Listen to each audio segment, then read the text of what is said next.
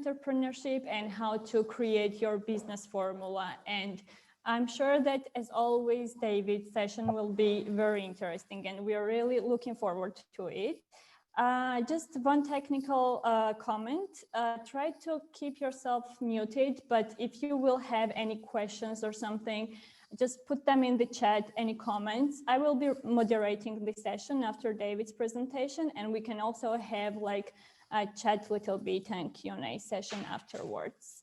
David, maybe over to you and we can start.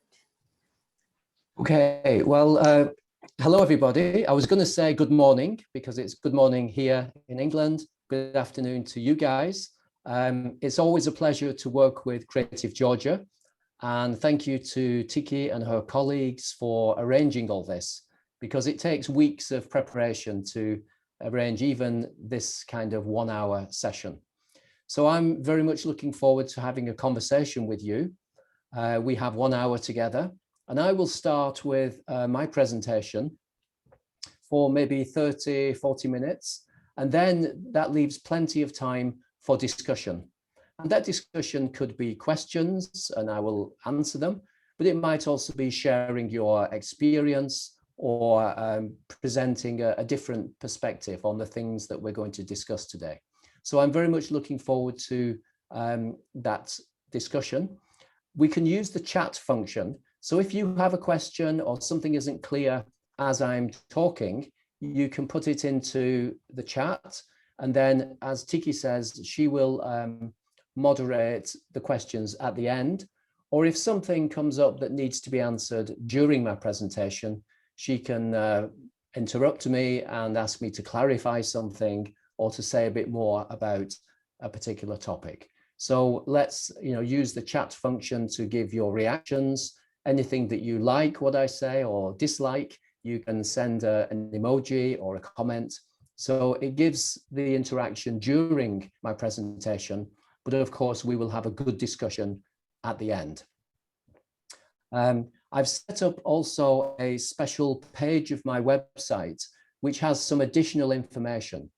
So that's there as a news item, but really it's there as a resource that you can refer to after this session, because it has a lot more detail about the things I'm going to talk about. It has some free downloads and articles and my book, which I will mention, and it even has a special offer. So you can check that out at any time now if you want, but mainly it's there to refer to after this session.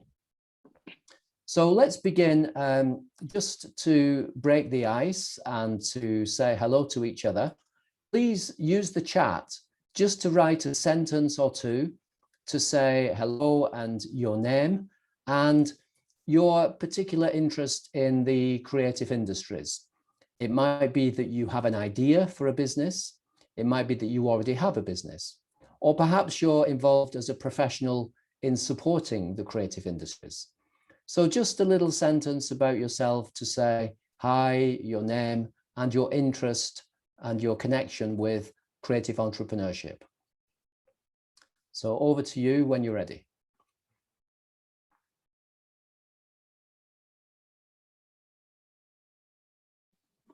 I think we are waiting for the writing comments of the self-introductions, right? In the chat, as you suggested, yeah. David. Yeah, okay. So I think I can see people are concentrating on their keyboards, so I'm expecting some comments in a moment.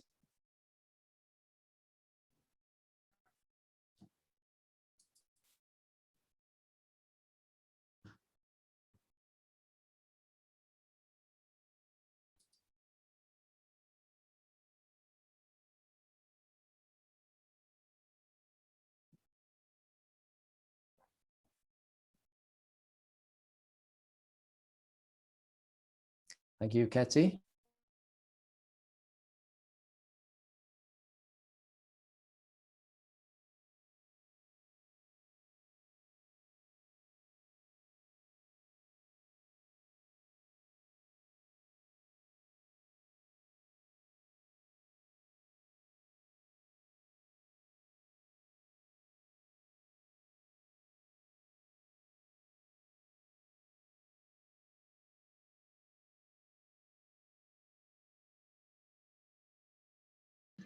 And this is useful for me, of course, to understand your different perspectives and where you're from.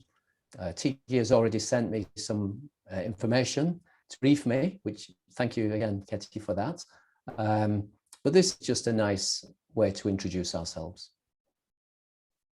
And you can add anything to this as we go through the masterclass today.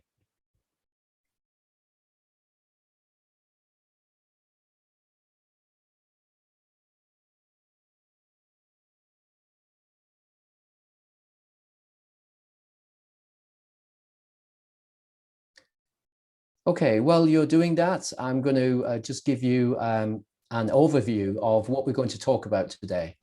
The overview is, firstly, what do we mean by this term creative entrepreneurship?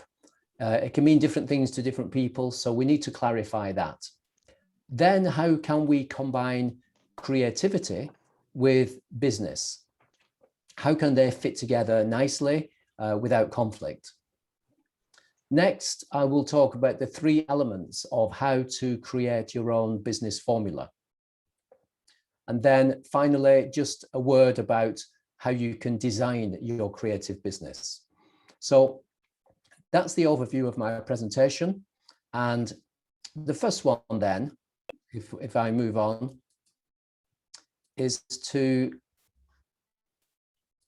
ask, what is creative entrepreneurship? Now, this term means different things to different people. Really, what we're talking about is the creative industries or the cultural industries.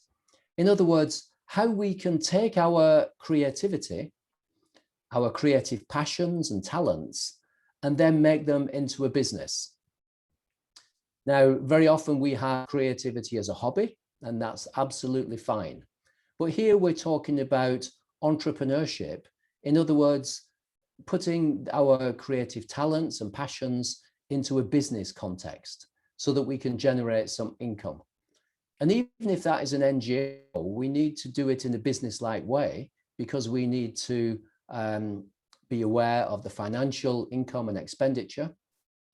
But for most of you, there will be businesses where you're trying to make a living for yourself, and maybe then to grow the business and employ people. So clearly, we have to deal with business issues as well as matters around creativity. And so that's what we mean by creative entrepreneurship. There are so many terms like creative industries. Some people refer to the cultural industries. Sometimes I talk about the creative and digital industries, because the creative industries covers many different things, from fine art and crafts, right through to computer games, website design, and animations. So, and everything in between, of course, including music and publishing, literature, designer fashion, product design, as well as website design, so many different things, architecture, even antiques is sometimes included in definitions of the creative industries. And the other thing to say is that I find it fascinating how different countries around the world have slightly different definitions of the creative industries. So I'm from the UK, and we had our own definitions way back in 96, 97. So what, 20 years ago or more, but different countries have different emphasis. And that's fine, because we can interpret what we mean by creative entrepreneurship and the creative industries in different ways in different countries, according to local circumstances and culture, and the different capacity we have in different countries to develop different elements of the creative industries. The other thing to say is that the term creative entrepreneurship could be applied much more widely, because in any kind of entrepreneurship, any kind of business, there has to be creativity. So we're talking about those businesses that have artistic creativity of some kind, music or dance or architecture or literature, and turning them into a business. But actually, all businesses have to use creativity, even if it's not artistic creativity. And so in that way, the word creativity can be a problem because it means different things to different people.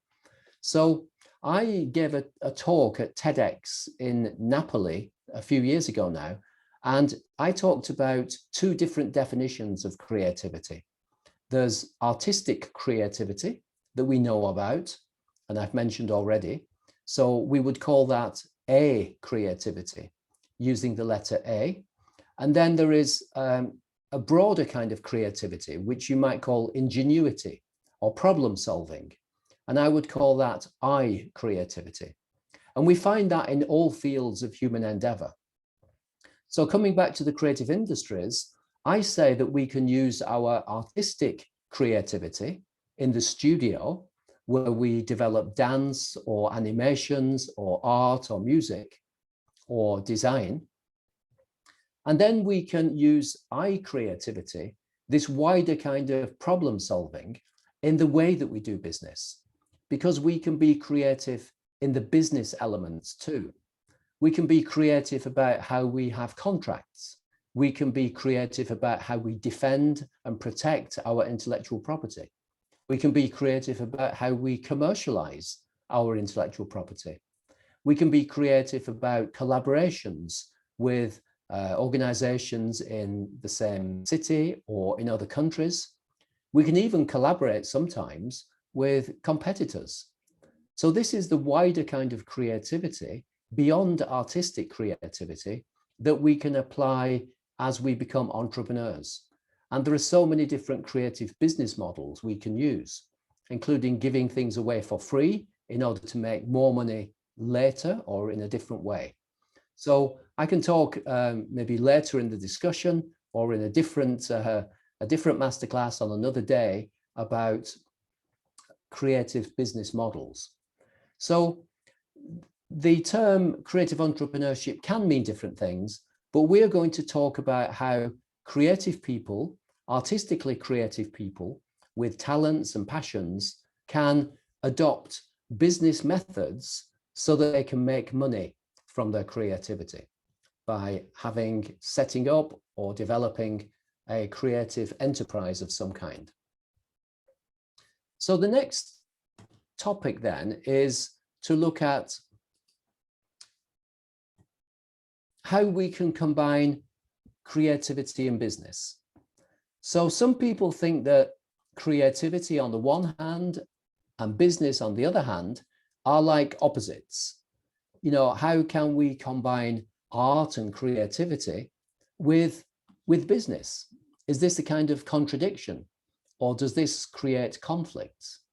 Well, it can create conflicts, but it doesn't have to. And I've learned from my own experience of setting up businesses myself many years ago when I was younger. I'm not as young as I look, so this goes back to way back to the 1980s, would you believe, when I had hair and long hair actually, and a beard, when I set up my own bookshop along with friends in my hometown in England. And so we can combine creativity and business, but sometimes it can be a little bit problematic. Maybe we find it a bit uncomfortable at first to talk about our art and creativity in terms of business. And I went through that and I guess I was a reluctant entrepreneur. I was embarrassed to be a businessman because business and money wasn't my prime focus. I really wanted to set up a bookshop as a cultural project to spread the word and to inform communities and to develop different projects from within the bookshop, publishing and information. So, but I had to realize that I needed to know about business, and I had to learn the difficult way by making mistakes. Even in a small bookshop, I had to learn about contracts and managing people and cash flow and financial management, leadership, and then talking the strange language of accountants and the tax authorities and bank managers. So, but I came to realize that these things are actually useful because we can use the tools and techniques of business in relation to our own objectives and our own values. So we don't have to become, big, bad business people if we use business.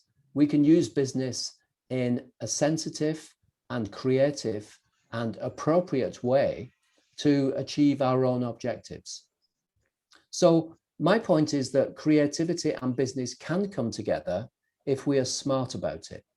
The point is that we should be in control of business techniques and methods. We should not let them control us. So that means we've got to be clear about our financial objectives, manage the money in the way that we want, instead of being under pressure from financial factors that make us move in the wrong direction. And similarly, the contracts we have and the relationships with other businesses and even with our customers should be done in a way that's consistent with our creative objectives. Otherwise, if these things become out of control, they push us in the wrong direction. So the point is, we need to be clear about our business objectives and then use business techniques and methods that fit with those, that are appropriate to what we want to achieve. And in this way, we can bring together creativity and business. And for this, I use a metaphor. I use the metaphor t-shirts and suits. And what I mean by that is t-shirts represents the cool, creative, passionate people who are at the heart of creative enterprises. These are the creative people. And then suits represents smart business thinking. Because if we can combine our creative passion with smart business thinking, it's a extremely powerful combination. And that's what we want to achieve. That combination, that marriage almost of creativity and business, so that we can achieve success both creatively and commercially. And so t-shirts and suits is my metaphor, and it started actually as the title of the first book I wrote. And that book is called T-Shirts and Suits, A Guide to the Business of Creativity. And you can see it there on the left in English, and it's also available as an audio book and an ebook English. And then on the right, you can see, if you can read the very small writing, that it's available in Georgian. So my book, T-Shirts and Suits, has been published in 14 countries in translations. And I'm delighted to let you know, if you didn't know already, that T-Shirts and Suits, A Guide to the Business of Creativity, has been translated into Georgian and is available on my website as a free download. So there are no strings attached. You can simply go to my website and the special page I've already mentioned and download it as a PDF and read it, because it's full of information about how you can combine creative passion and talents with smart business thinking. And the book gives examples from different kinds of businesses and how they've used smart techniques. And on my website, there are many more examples beyond the book, after I wrote the book, from all around the world of creative entrepreneurs who've done smart things with business. And they provide an example and inspiration to other people worldwide. And I've written many of those from different countries. The most recent was from Senegal in Africa, but they also feature entrepreneurs from Brazil and Jamaica and many other countries. So I'm looking for examples of smart entrepreneurship in the creative industries from Georgia as well. So if you have something you want to share with me about how you've been smart using business in the context of your creative enterprise, then do let me know, and maybe I can write an article which will of course promote your business promote your idea and help creative entrepreneurs in Georgia and indeed worldwide. Because my perspective is very, very much worldwide. And I've been lucky to work in more than 50 countries around the world. And I'm looking forward to resuming my travels once COVID is over and visiting Georgia again and many other countries so that I can learn from creative entrepreneurs and also spread some of my knowledge and experience with you and other people worldwide. So let's move on then to this idea of how we can create a business formula. And so there are three elements to this business formula, and I'll talk through each of them in turn. The first is that we need to define success.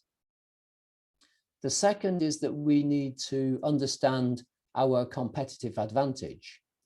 And the third element is that we use strategic marketing. In other words, we do our marketing in a strategic way. And I'll explain what I mean by each of those things right now. And by the way, I'll mention it later as well.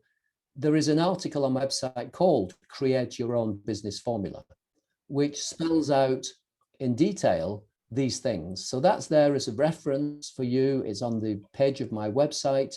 You can download it and copy it, use it as you wish. And it summarizes what I'm going to talk about today. So those are your background notes or your reference after this presentation right now. So the first thing is about success. And we need to be super clear actually what we mean by success, because it means different things to different people. And the word success has been, I think, corrupted to refer only to financial success. So we say if somebody is very rich, they are successful. And if somebody isn't rich, then perhaps they're not successful. But that's only one dimension of success, because we can be super rich and yet achieve the success that we didn't anticipate. We can achieve what I call the wrong kind of success. We can be rich but totally unhappy. And similarly, we don't have to be rich to be successful, because our definition of success might mean to promote dance in the communities. Our definition of success might be to do cool creative projects in collaboration with other creative people, maybe from different places. Our definition of success might mean having an income from a business, but also having a lifestyle. In other words, being able to spend lots of time with our family and friends instead of being trapped in the business. So there are many different definitions of success, or different combination of elements that make up your unique definition of success. And so when I'm helping a business as a business coach or mentor or advisor, my first question is to ask them, do you want to be successful? And of course, they always say, yes, David, of course we want to be successful. You know, what a stupid question.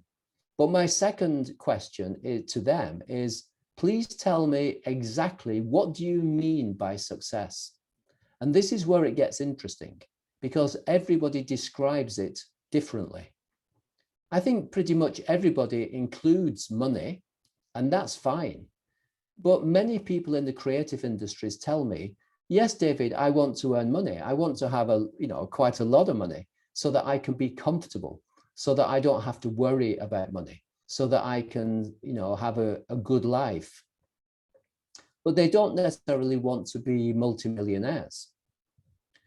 And then they tell me that for them, success includes being free to choose the projects they want to do. Success might mean recognition from their peers and society at large about their creative talents. Or success might be working in huge teams, collaborating in groups, because that's for them a measure of success. Whereas other people say they want to be solopreneurs. They want to work alone, and then they would be happy. And so there are many different dimensions of success. And it's entirely up to you to define success. We must not make the mistake of judging our success in other people's terms, because then we come under pressure to do what other people want, like make lots of money, or grow a business bigger than we are comfortable with, or create jobs when that's not our objective.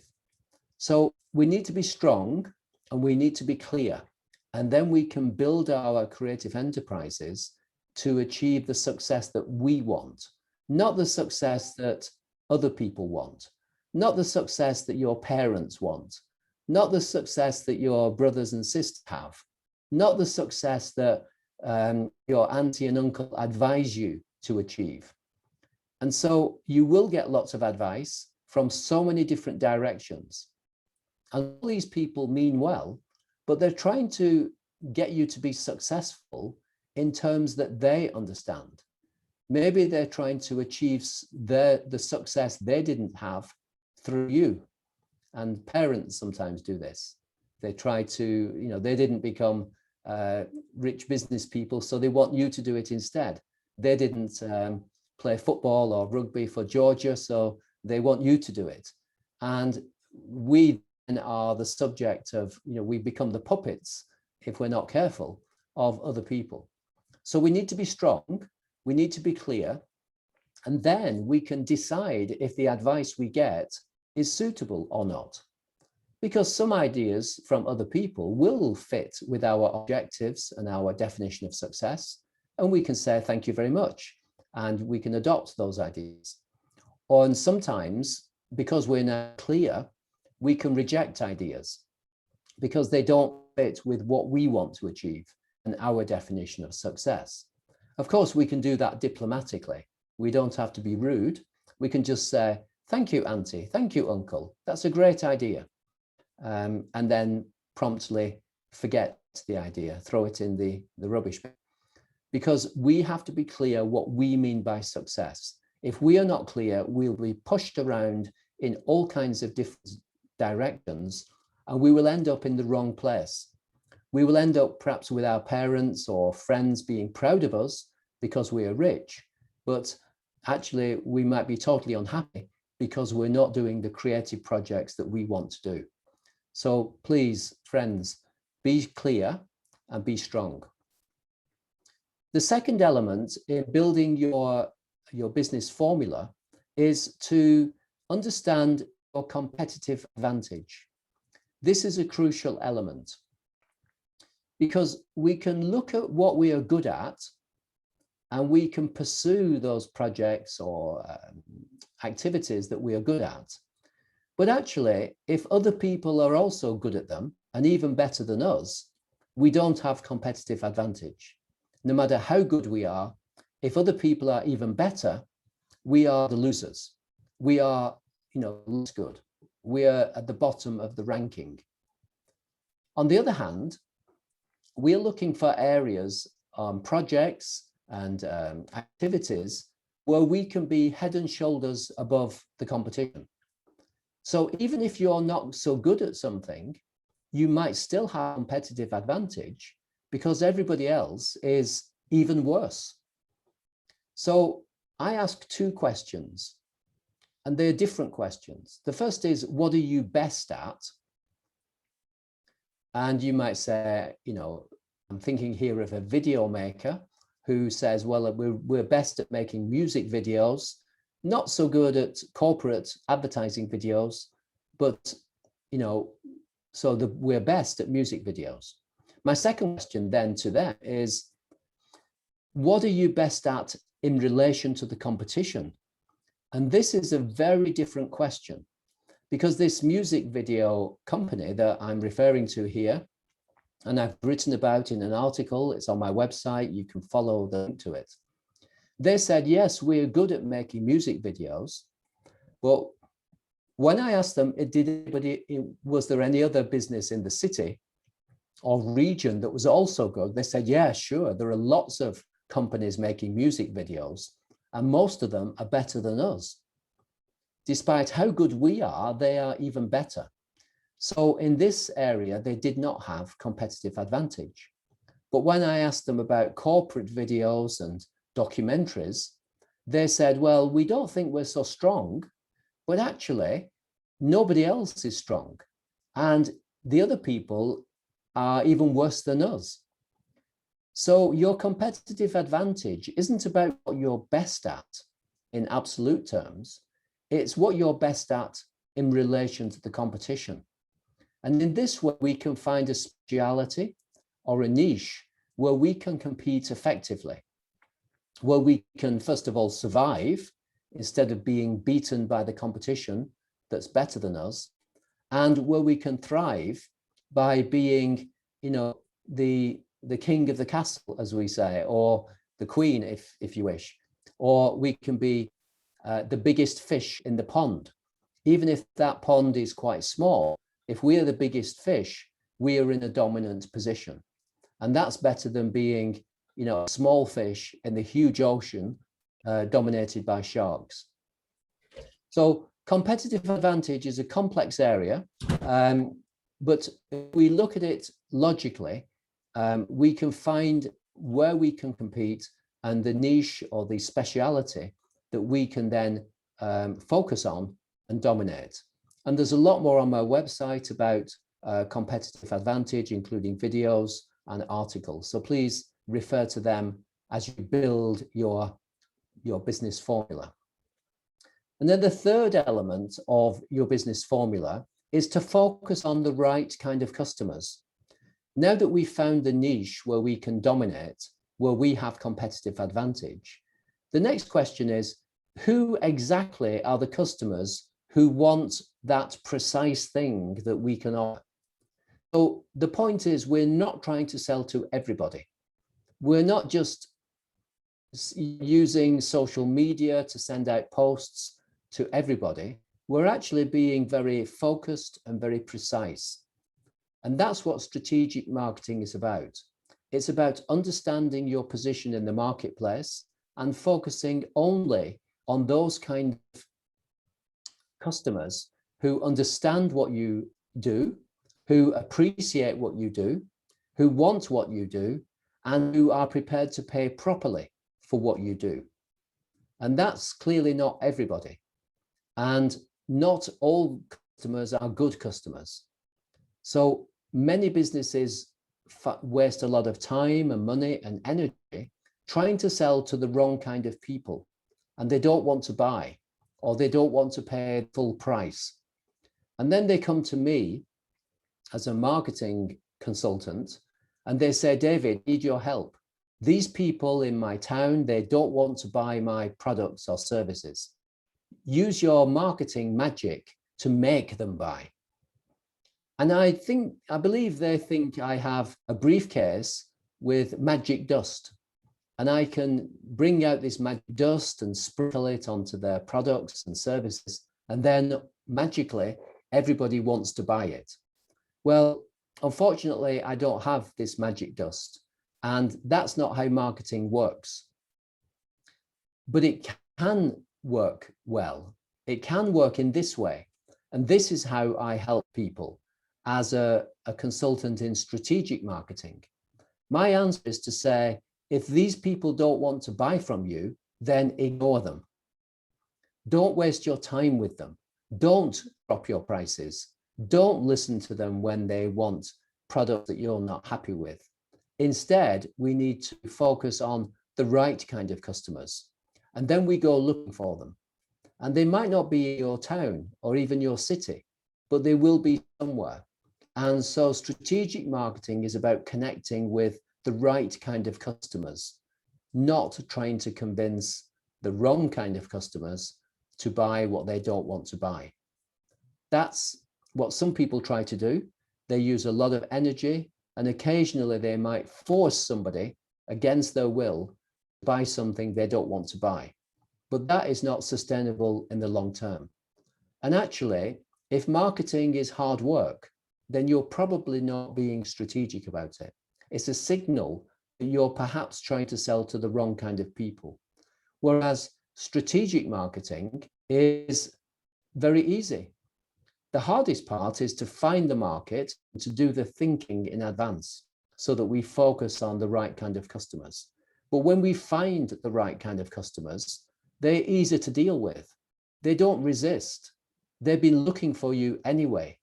And when they see you, they give you a hug and say, where have you been all my life? And they love your products and your services, they get it, and they pay lots of money for it. So strategic marketing is about finding the right kind of customers. And it's also about being authentic. It's actually about dealing with those customers with whom you can be your authentic self. So if you're passionate about a particular kind of music or dance or design or computer games, then with these customers, you can be enthusiastic. You don't have to pretend to be something different. You don't have to distort your personality or your message with these people, because with the right customers, you can be your authentic self. So you might say strategic marketing is also authentic marketing. And in my book, my second book about marketing, I talk about authentic marketing. In fact, the first of 63 sections is called Authentic Marketing, and it tells the story of a furniture designer in England who was very uncomfortable with selling and marketing, but when he found the right kind of customers, he could be authentic and he was highly successful. So this book called Chase One Rabbit, Strategic Marketing for Business Success, is available in English and French and Spanish.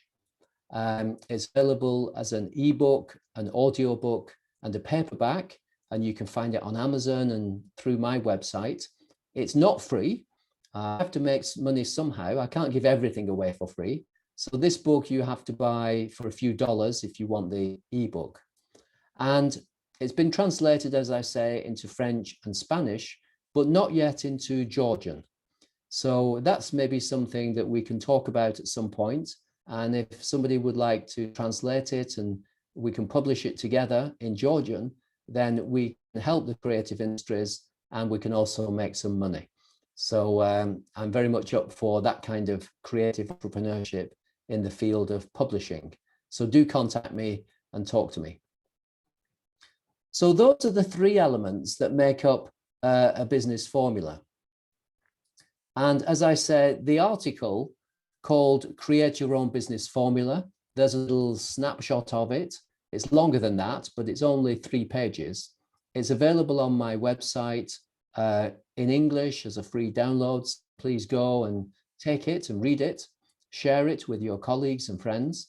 And it's also been published in several languages: German, Indonesian,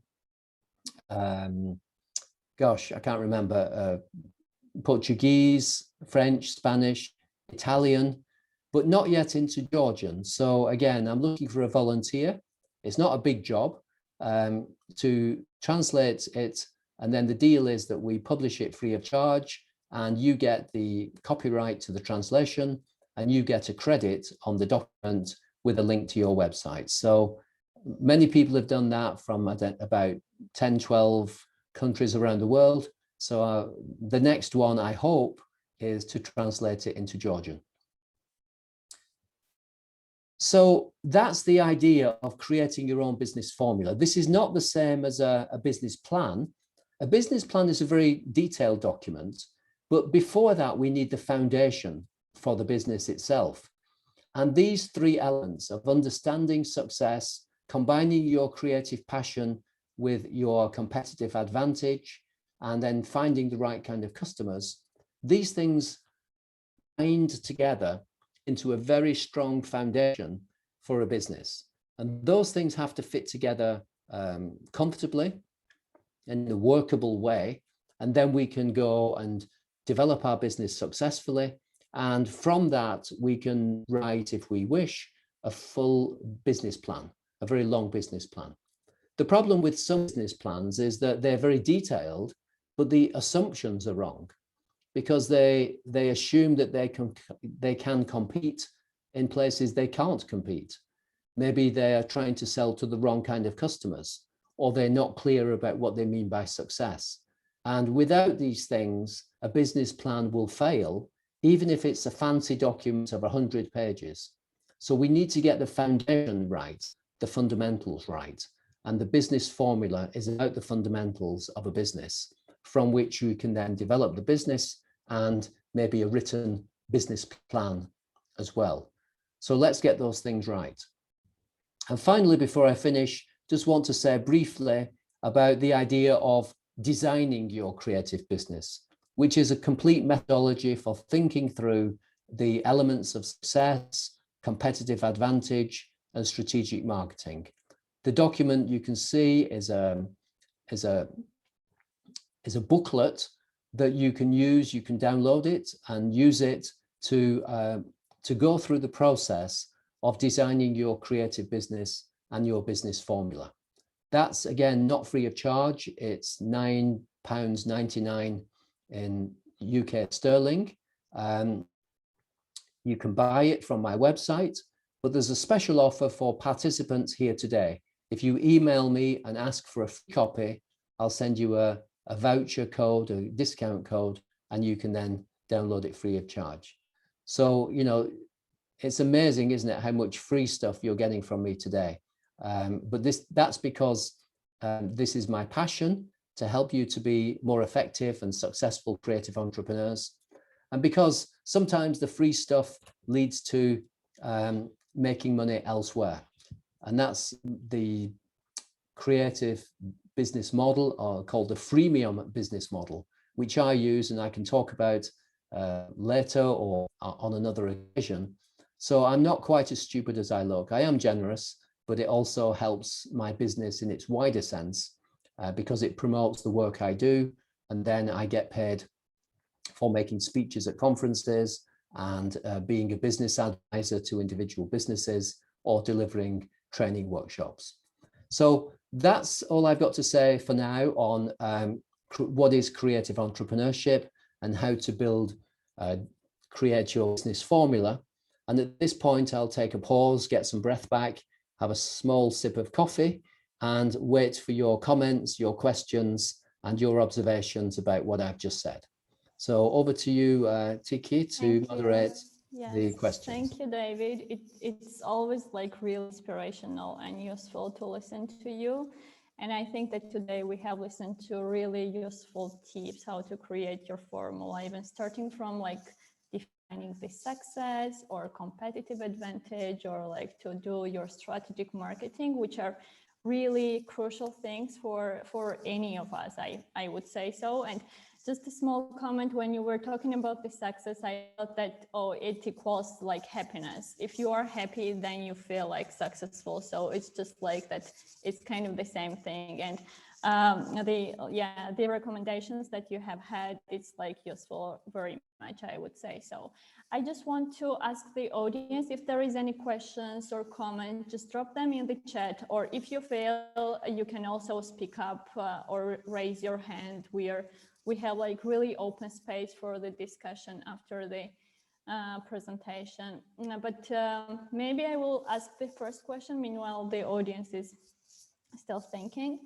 Well, I would say that when we talk about this creativity, it's always a cool thing for the people that they do it. But on the other hand, I would say that still in Georgia and maybe anywhere else, there are the tendencies that, you know, you do the creative job, but if you kind of sell your stuff, either product or service, which is also creative, it is still not a shame, but like at some point, maybe some like not so comfortable thing for the creative entrepreneurs to sell or speak up and saying like, hey, I'm doing this and I'm selling this. So there are these type of attitudes or tendencies.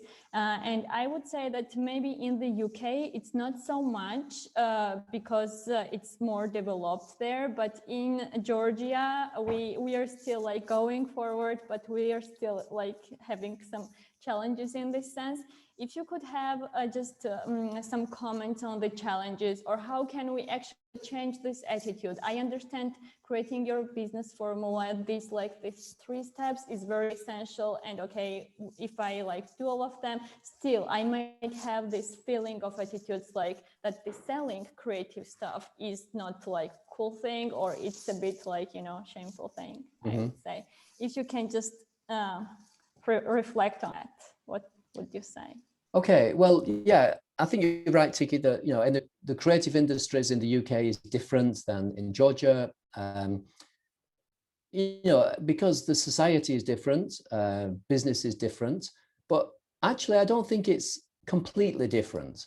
And so there are many people in the UK who feel exactly as you've described, where they're creative, but they feel a bit shy or embarrassed to be selling their creativity. And this is especially the case with people who are artists, sometimes musicians, and certainly in the area of arts and crafts.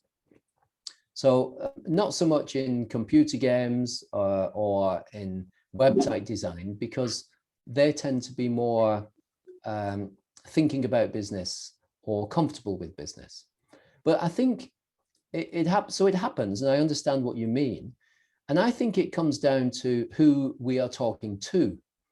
So, sometimes people start doing their creative thing as a hobby, maybe whether it's music or crafts, and then they talk about it to their family and their friends, and they try to sell maybe to their family and friends, but it doesn't work because people see them as doing it for a hobby, and so I think the embarrassment is often about the people we choose to talk to about it. And this links back to what I said about strategic marketing. If you're talking to the wrong kind of customers, they're going to react badly. They're going to say, but Tiki, you already play music, so why are you now charging money for it? Or you always enjoyed making jewelry, so now why do you want money for it? It's your hobby. So if we're talking to the wrong customers or potential customers, then they don't get it. They don't understand why we're asking for money. And then we become embarrassed and it gets worse. And I think that very often our family and our friends and even people in our hometown are the wrong kind of customers. They don't take us seriously, and that's a general phenomenon, I think, that you can't be taken seriously in your hometown. But if the same person can talk to a different kind of customer who really loves what they do, perhaps a customer with some money who wants to buy it, and then it's less embarrassing because we're now talking to the right kind of customer, and they are expecting to pay, and then we simply negotiate a price. So I think part of it is the mindset we have, this sort of guilt or feeling that creativity is not for selling, but we need to get over that, as I got over it eventually. But also I think it's about selling to the right customers, and then it's less embarrassing and less argumentative. So those are my thoughts, but please come back to me, Tiki or anybody else with a further question or comment about that, or indeed anything else that you want to say. Please just feel happy to unmute yourself and speak. Thank you, David. Thanks. And yeah, back to the audience, actually, if there is any comment or anything that you want to reflect on, I don't know, Mr. Levan, maybe you can also say a couple of words. With pleasure. Thank you, Tiki. Thank you, David. As always, your presentation is very inspiring and very interesting. And thank you to Creative Georgia for making it happen, of course, with the support of the British Council. I think that the first impression when I'm listening to this type of guidance is that it's very inspiring, definitely, but it's never enough. It's always important to have the series of discussions like this and presentations, because Georgians are very talented people, and who doubts that? And the talent is there. As Tiki rightfully said, of course, there are sometimes some kind of different types of embarrassment when you enter the world of entrepreneurship. And in most of the cases, Georgian artists, unfortunately or fortunately, are not fully, I would say, equipped with necessary skills in order to enter this ocean of great opportunities and possibilities. And starting from the language skills and ending up with the actual basic entrepreneurship skills. So I think that, so I'm not in a sense asking a question, I'm just referring that it's very important to find the solution firstly on the educational level, starting even from the school, that the pupils should have, the students should have access to at least basic entrepreneurial skills, and afterwards continued at the higher education institutes and universities, because definitely there is a need. And the idea of establishing Creative Georgia was actually to have this platform of continued assistance and guidance and support, and creating an enabling environment for the beginners to start understanding that, okay, there are so many opportunities and perspectives. And now I can move to the question, David, is that from your experience and background, and do you think that it will be useful for the different representatives of the different startups or artists, just creative entrepreneurs, to have access, for instance, to the different type of the success stories in different fields, starting from the fashion, design, the gaming industry, the architecture, etc., the arts and crafts, which is very popular in Georgia as well, so that basically, they have an opportunity to glance, on the similar stories. I remember when I had a great visit supported by the British Council in UK at one of the universities there. I came into a great practice of, it was Association or Institute of Failure, it was called, or something like that. So basically they took the failing stories of the beginner entrepreneurships, and they in a sense made the analysis of what went wrong, and what could happen in order success, what could happen in a different way in order to achieve this success. So I think that, well, back to you, David, do you think that these kind of success stories would be effective, or can you recommend something, for instance, for Creative Georgia or those who are working in the field of supporting creative industries and creative entrepreneurship?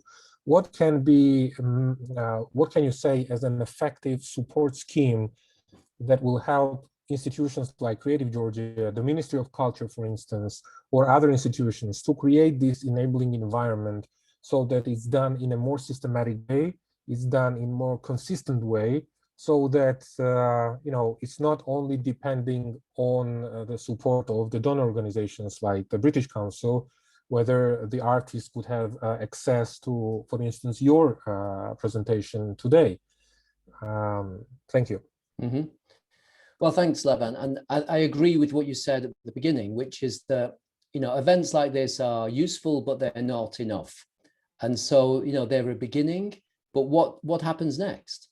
And so I know, Creative Georgia is doing lots of other things as well. And what I find to be effective, from my experience of supporting creative industries around the world, I'm particularly thinking of a lot of work I did in the city of Liverpool, England, where we had short presentations like this, which are quite good for bringing people into the community, a starting point, an introduction.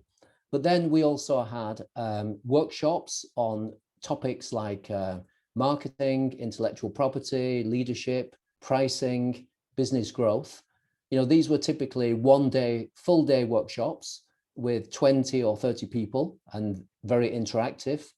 And then we had one-to-one advice sessions, sometimes following the workshops, because in a presentation like this, and even in a one-day workshop on intellectual property, people get a broad understanding, but then they have to work out how to apply it to their own specific business.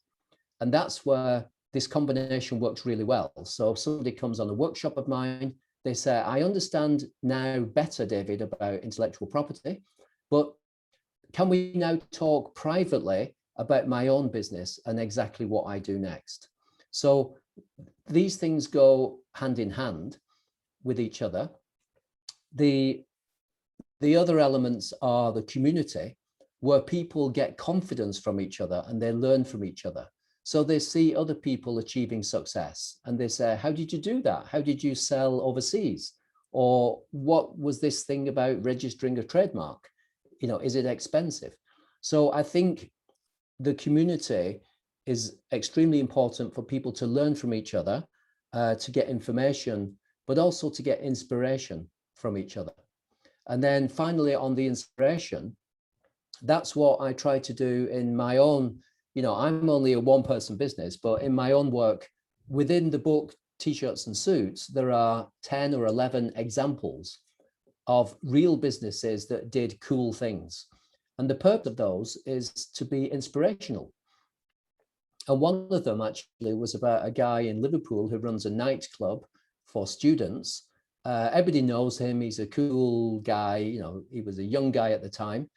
And he registered a trademark for his business. And the reaction was quite startling, because people said, I thought that registering a trademark was super complicated and super expensive and beyond my capability for my small business. But if Mark can do it, Mark Jones, if Mark, who I know, registered a trademark, maybe I can as well. And so I think we need that inspiration from people that we can relate to. And it kind of annoys me in some ways in business. We're always talking about Facebook and Google and Apple, but we can't relate to those. You know, they are a million miles away from our situation.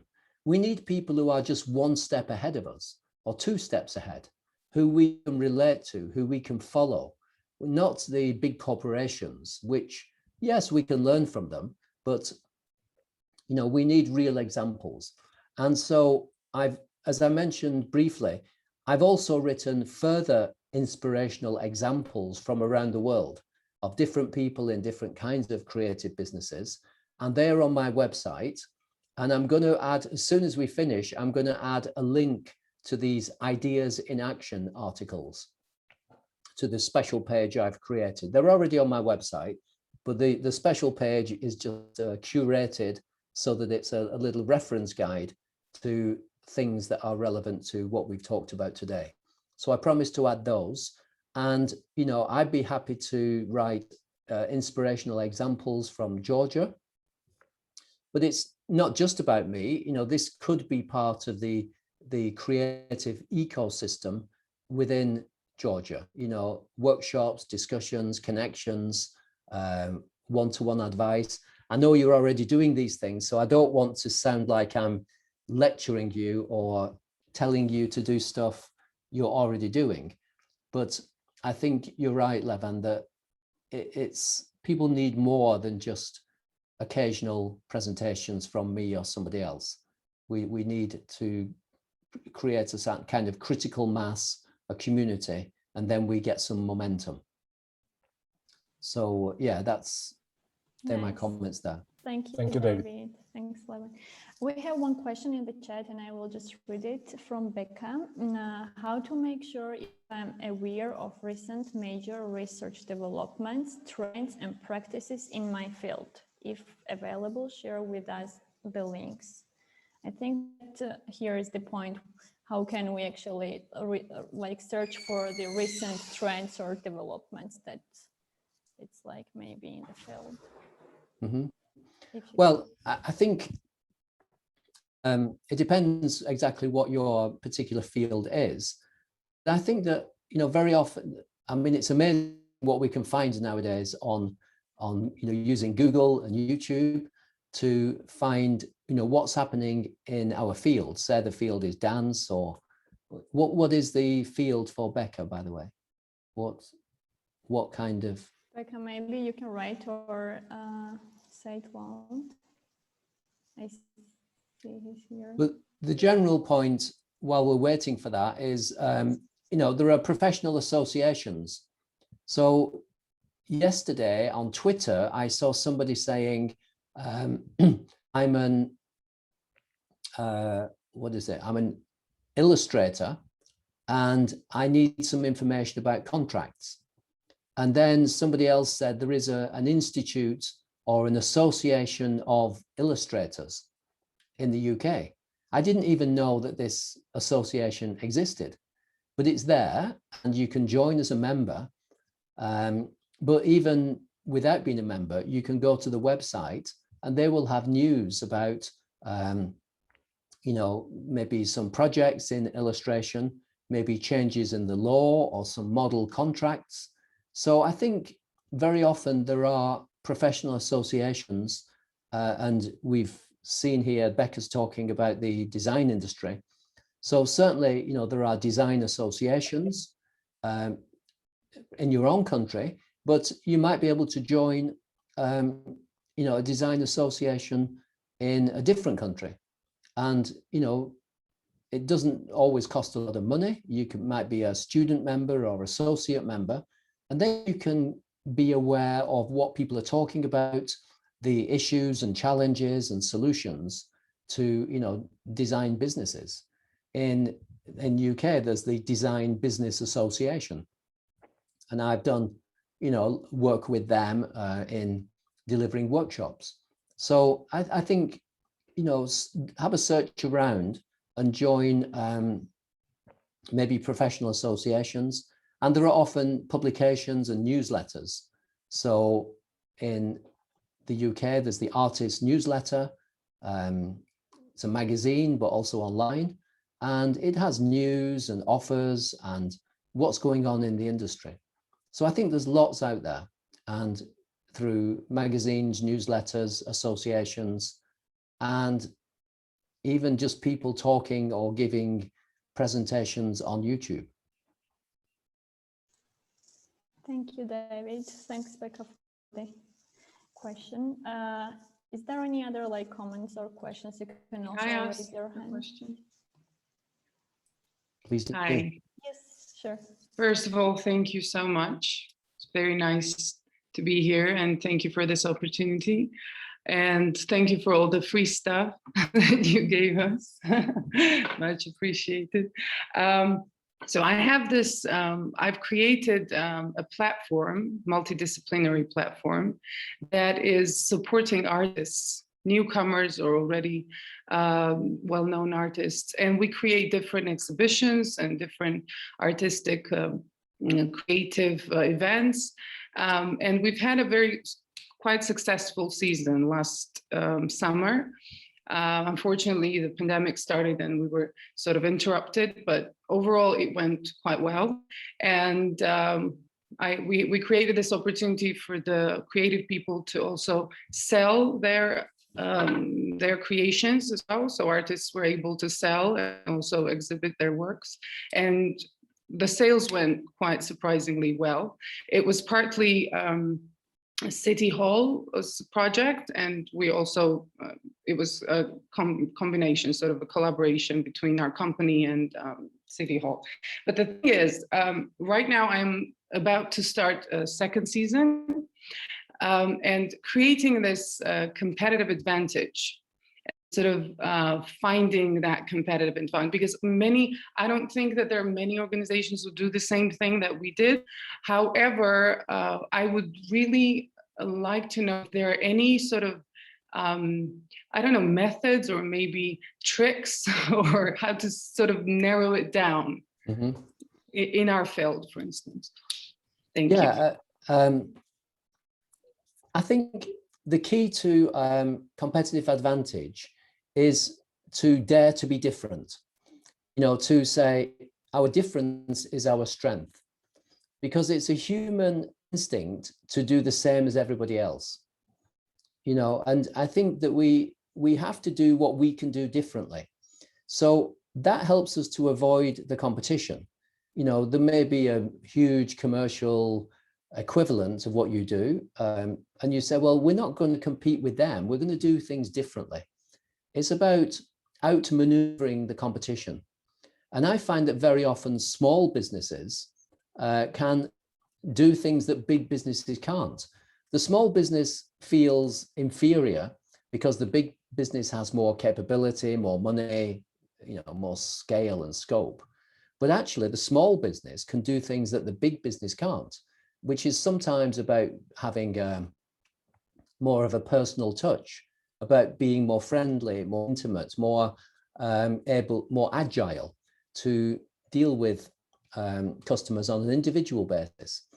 And instead of trying to copy the big organization and become impersonal, we have to do what we can do that they can't.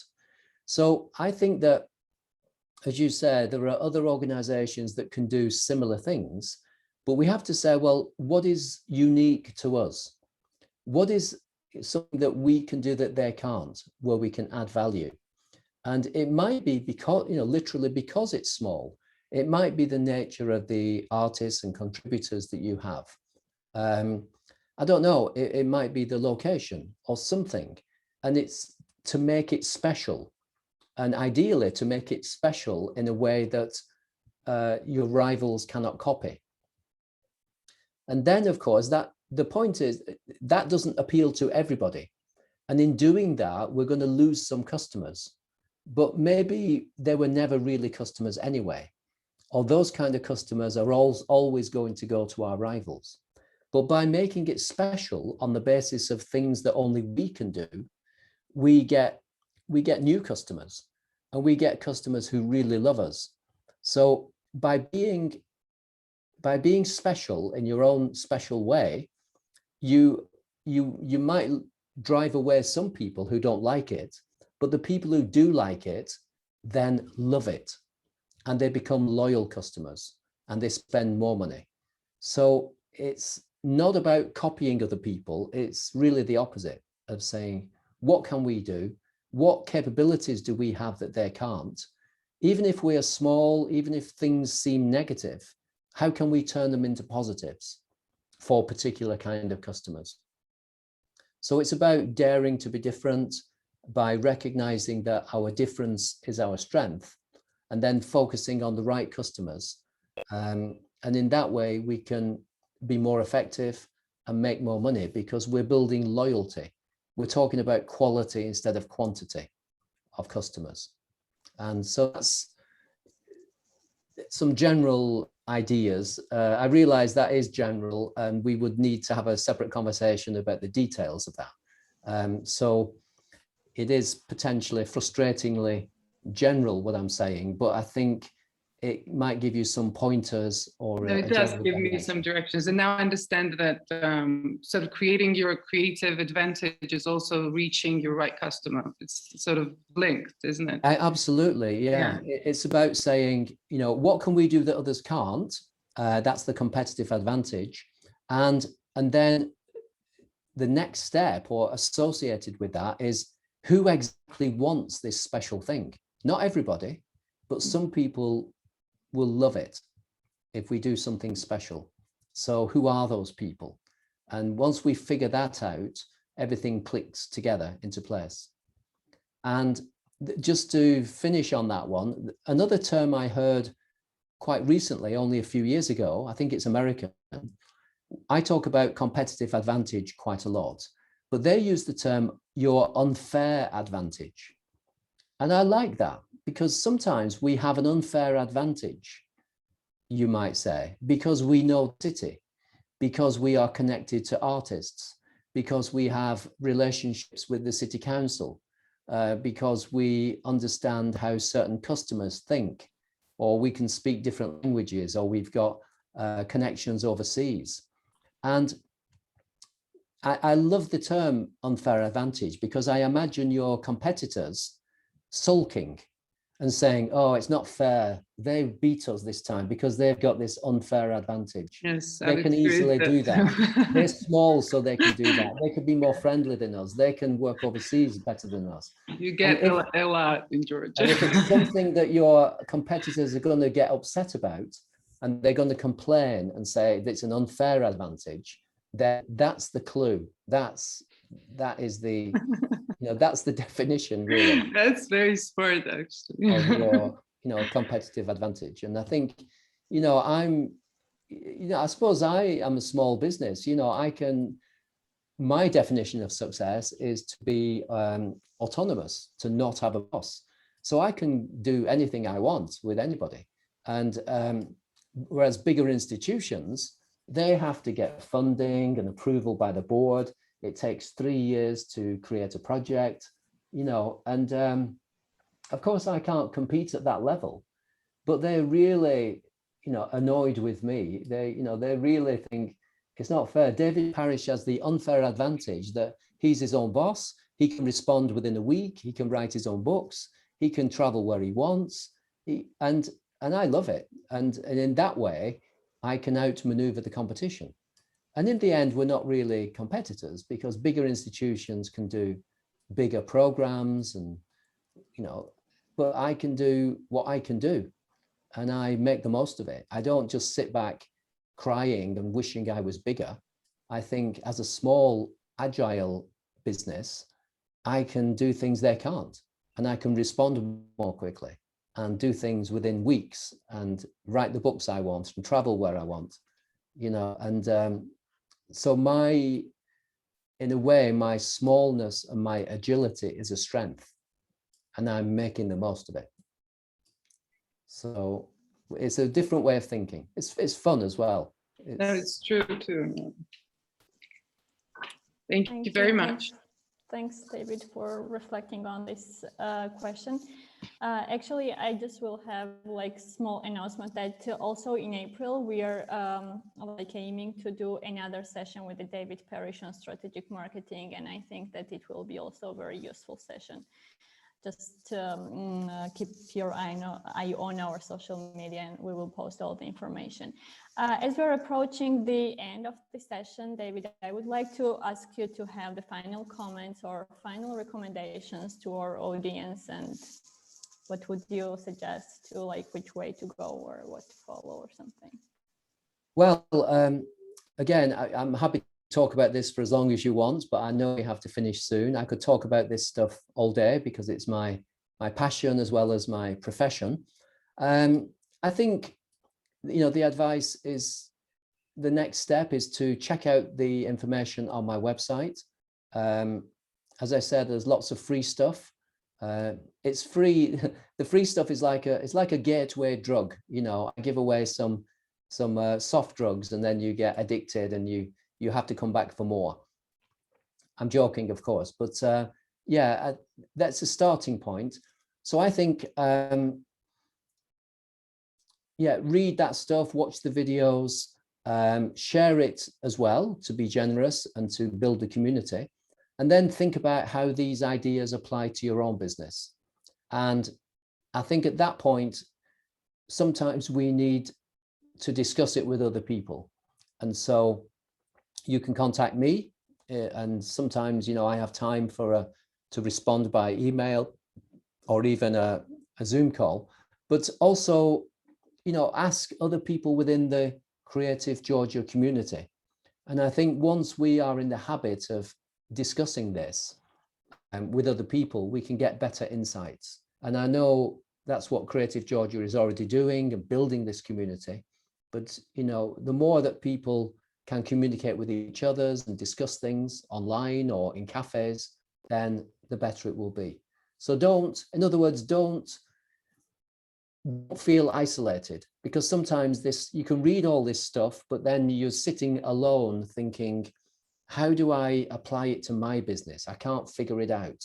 But by talking with other entrepreneurs, with the people here, the network of Creative Georgia, and with me and my community, then we can figure things out. So that's the answer to that. And just to say, keep in touch with each other. And, I wish Creative Georgia and all your activities and initiatives great success. So keep up the great work. Thank you, dear David. Thanks to the audience who will be with us today at this session. I hope that you really enjoyed today's session. We will actually upload the recording of the video on YouTube, and we will also post it on Facebook. So if anyone who could not attend today's session, you can share it with them. Thank you, David, for being with us as always and support us. And I wish you everyone a good day, and thanks again, and have a nice day, everyone. Thank you. David, thank you. Best of luck. Thank you. Good luck, everyone. Thank you very much. Bye-bye. Bye. Bye.